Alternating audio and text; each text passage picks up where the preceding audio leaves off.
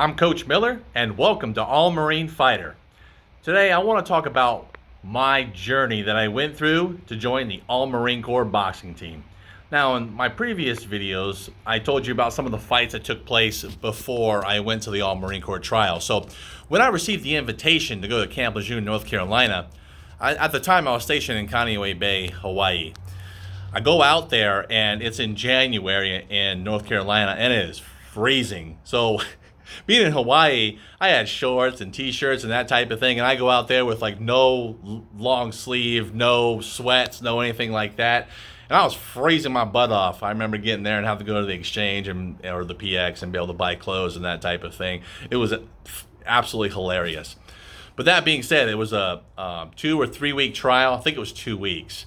And you'd be run through various drills. I was put in the barracks with another team member. His name was Danny. He was competing for I think the 152-pound slot on the All Marine Corps team. I don't know how it is now, but when I was on the team in 2005, 2006, you only had 2 spots per weight class. And think of it like a varsity, junior varsity kind of thing. Unless you end up having 2 really good fighters in the same weight class, then you would just have to share tournaments, okay?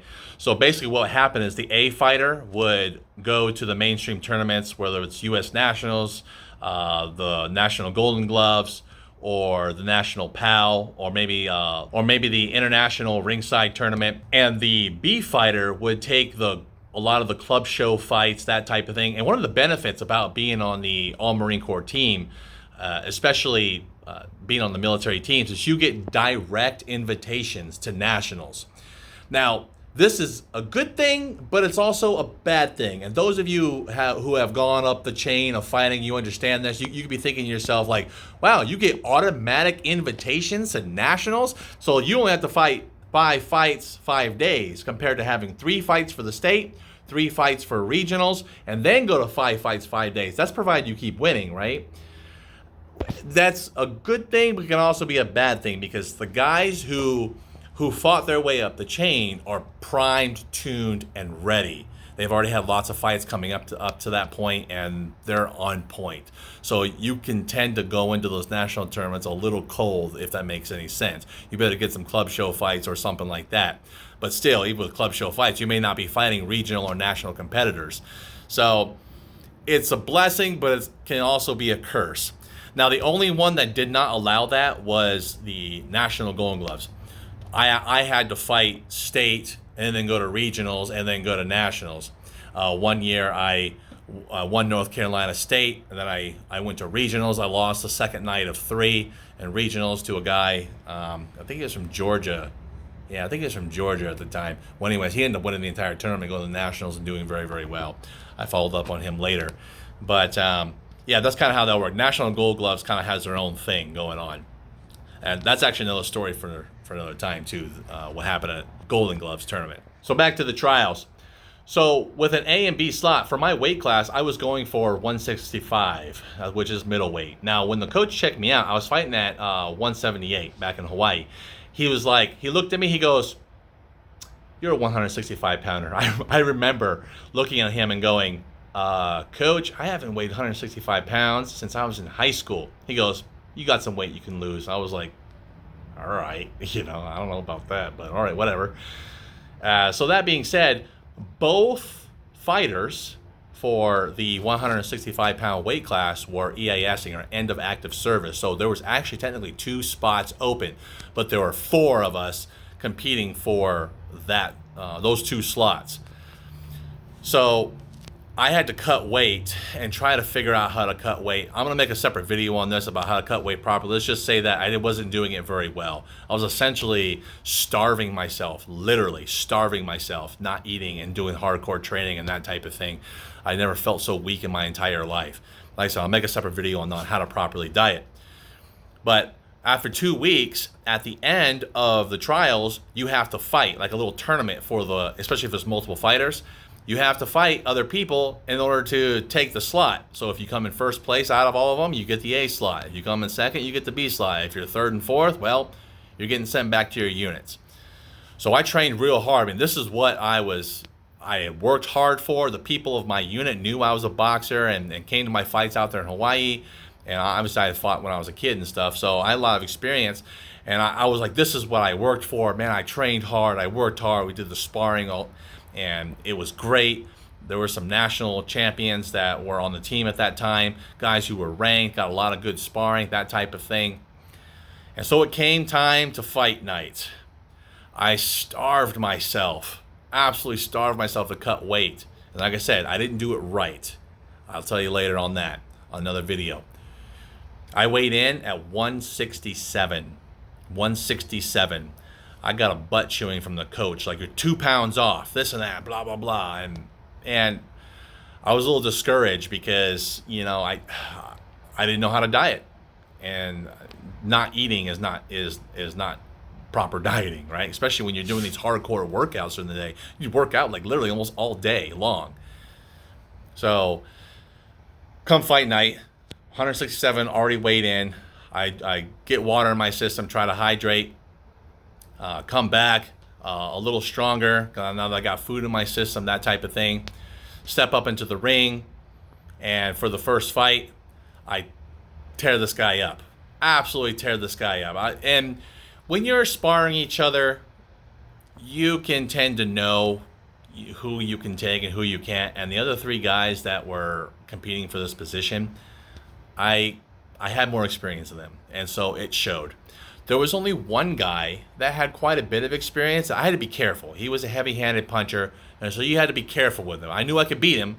You just had to watch him. Well, I just so happened to get matched up with him. And so I boxed him, stay on the outside, tore him up, 1-1-2, 1-2, stay on the outside and try to stay away from his power.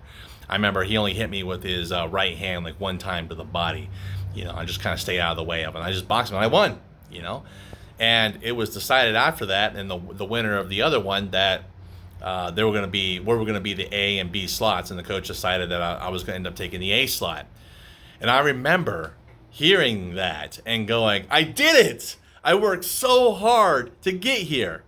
And I was so super stoked. Why was this so special to me? Not only am I going to get paid to fight for the United States Marine Corps and try to go to the Olympics, right? Try to get to the Olympic trials, go to national tournaments, go to Olympic trials, and try to get to the Olympics.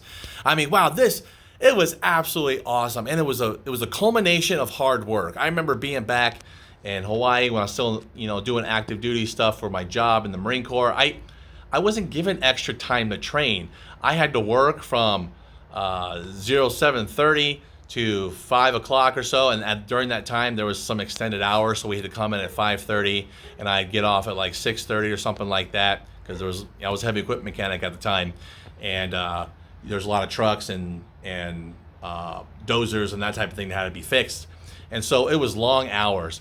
But right after that, I'd have to drive off and go to the gym that's on base for the base team and train real hard for a couple hours there. So now we're talking about, I haven't even eaten yet, by the way. Now we're talking about 8 o'clock, 9 o'clock. Then I got to go out and go for a run, an extended miles and miles run. And I had some routes that I had planned and that type of thing. And being in Hawaii, you get to run along the beach and that type of thing. So that was kind of cool, and the weather's always nice. Sometimes you're running in the rain or whatever not. But I get back 10:30, 11, maybe eat something, go to sleep, wake up, and go, start it all over again at 05:30, all over again. But what was my point? The whole point of doing it was I was working towards my goal. I strove to achieve what I wanted to achieve. I mapped out what I had to accomplish, and I worked towards my goal.